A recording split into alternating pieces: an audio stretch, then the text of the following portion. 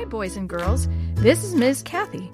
I'm so happy you've joined me today for another story just for you. Do you ever feel left out, like your friends want to be with someone else instead of you? What if you really needed those friends to help you solve a mystery? Chris and Maria discover an old safe in their grandparents' basement, but no one knows the combination. Who gave them money to build the cross above Mill Valley? Chris and Maria think the answer is inside the old safe.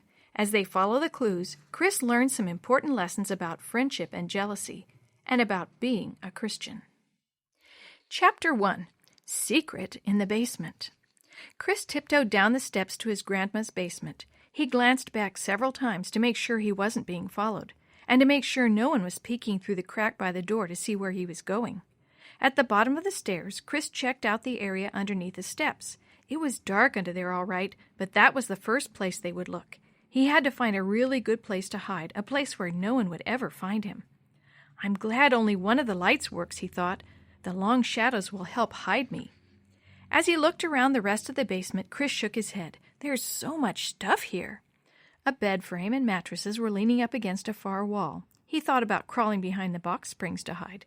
There are too many cobwebs, he decided with a shiver, and that means spiders. Chris glanced at his watch. He was running out of time.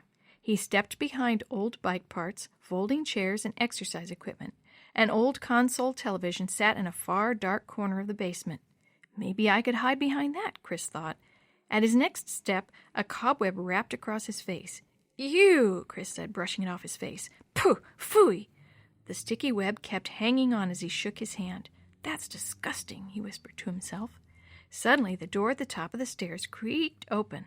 Chris slipped quietly in behind the television and held his breath. He heard footsteps coming down the stairs. Then they stopped. Chris? Where are you, Chris? Shh, Yo-Yo, Maria whispered. We want Chris to think he's fooled us. Then he might give away his hiding place. Okay. Chris heard Yo-Yo's whisper and smiled to himself. Maria and Yo-Yo would never think to look for him so far back in the basement. The shadows were a little scary, but it was worth it if Maria and Yo-Yo gave up looking for him. Then he would win their game of hide-and-seek. Something tickled Chris's arm. Whatever it was started moving.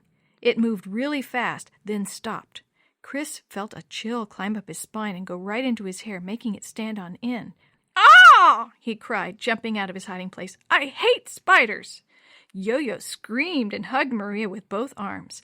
Chris jumped around in circles, swinging his arms wildly to brush himself off. He looked as if he were doing some sort of Indian war dance. Maria patted Yo-Yo's head. Then she folded her arms. Chris, you should know better than to scare Yo-Yo, she criticized. When Chris finally stopped dancing around, he frowned at Maria. I wasn't trying to scare you or Yo-Yo. I thought I had a spider on me. I was trying to get it off. He knelt down beside Yo-Yo. I'm sorry if I scared you, Yo-Yo, he apologized.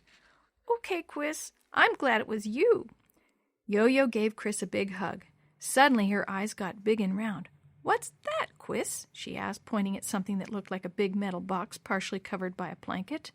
The blanket had been covering the box until Chris had knocked it off with his spider dance. Chris turned around. I don't know, Yo-Yo. Let's look. Maria folded the blanket off the metal box. It sure is big, she said. What is it for? Chris knelt down. He tried to nudge the box, but it wouldn't budge. Wow, it's heavy, too.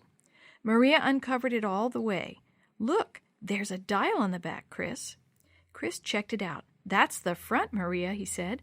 Grinning, he looked from Maria to Yo-Yo. This is an old, old safe. I wonder whose it is. Probably Grandma and Grandpa's, Maria said. Let's go ask, Chris suggested, heading for the chairs. Maria ran over and got in front of him. Wait a second, brother. Come here, Yo-Yo, she called.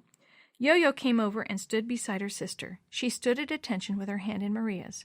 You can't go back upstairs until you say we won the game, Maria told Chris. Right, Yo-Yo? Right, Yo-Yo agreed.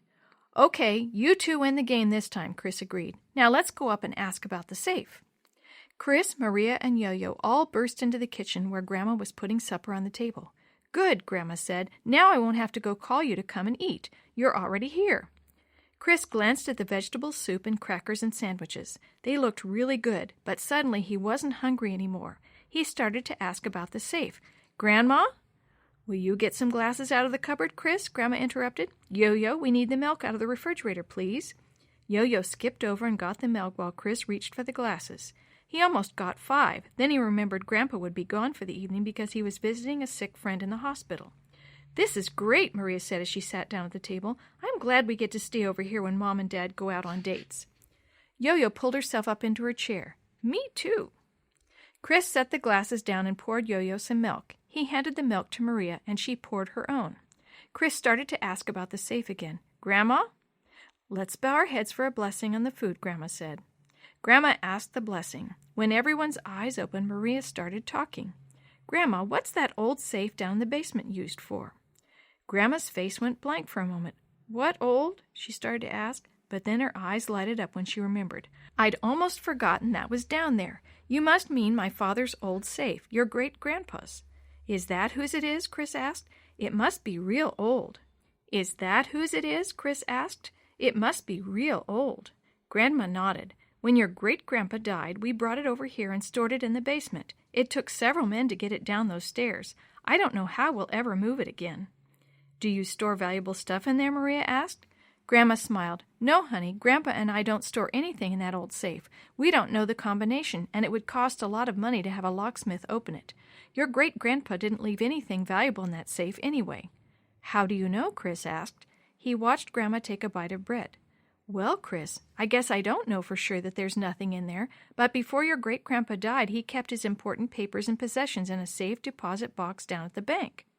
Chris barely touched his soup. He was too excited. Already his mind was leaping ahead, imagining what might be hidden in that old safe. "Maybe Great-Grandpa wrote down the combination somewhere," he said. "Somewhere where we can find it."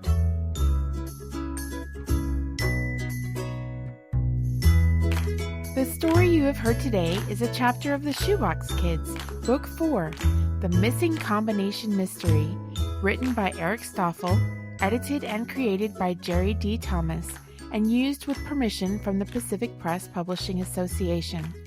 If you're interested in any other books published by the Seventh-day Adventist Church, please visit AdventistBookCenter.com or call 1-800-765-6955. This podcast is a production of the Carolina Conference of the Seventh-day Adventist Church.